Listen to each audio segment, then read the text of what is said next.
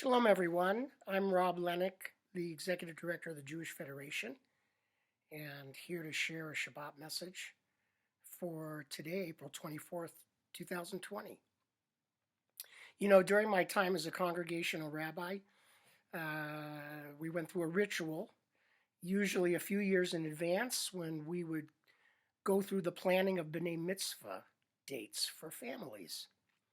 And like clockwork, we would get to early spring and the book of Leviticus, Vayikra, and all of the detailed and sometimes gory instructions related to hygiene and bodily functions and leprosy and the like, much of which are in this week's Torah portion, Tazria Mitzorah. And I'm sure you can imagine the worry, or maybe you even experienced it, as a parent when they found out that their B'nai Mitzvah for their kids would coincide with this week's Torah portion. I kind of called it Tazria phobia. You want my kid to read about that kind of private, shameful stuff? Parents would often say. And it is true. The Torah is filled with realism, speaking openly about how we ought to take care of ourselves, remain pure, attend to the sick, avoid all kinds of contamination, some understandable and some superstitious and even unexplained. But the Torah is very much about real life. In fact, the Torah offers a front row seat to the underside of the human condition. But sometimes looking at those things teaches us about life in the open.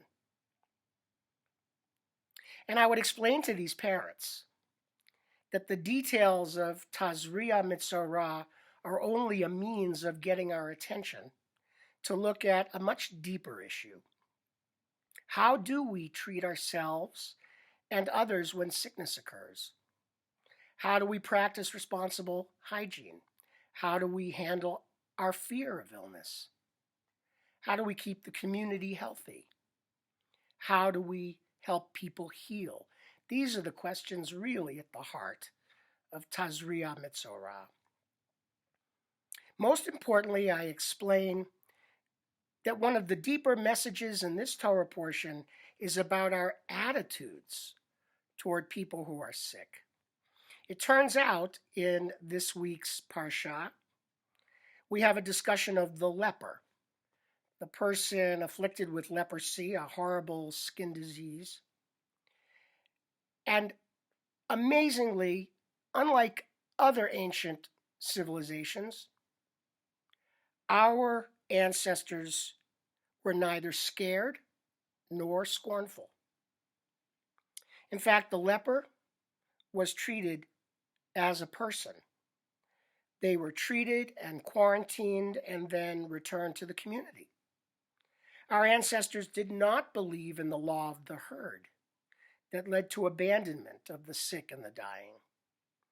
Our ancestors' attitudes, and thus our attitudes, are to be driven by compassion, promoting safety, and the welfare of all.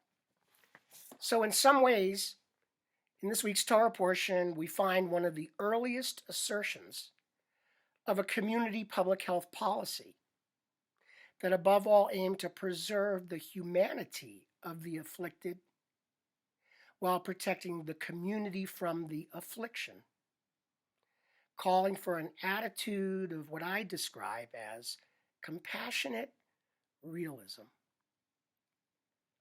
In terms of a value system, it explains that sick people are people first, not numbers, not statistics, not measurable threats, not impersonal carriers. It points out that beyond all the various metrics of illness, illness is and always will be personal, very personal. So here we are in the midst of the coronavirus era. And it's an important reminder.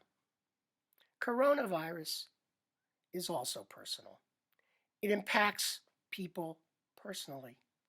It goes well beyond the images on TV and the commentary. It's very personal, and that's why medical ethics in Judaism focuses a lot on the treatment of the whole person, their comfort, their environment, not simply on curing an illness.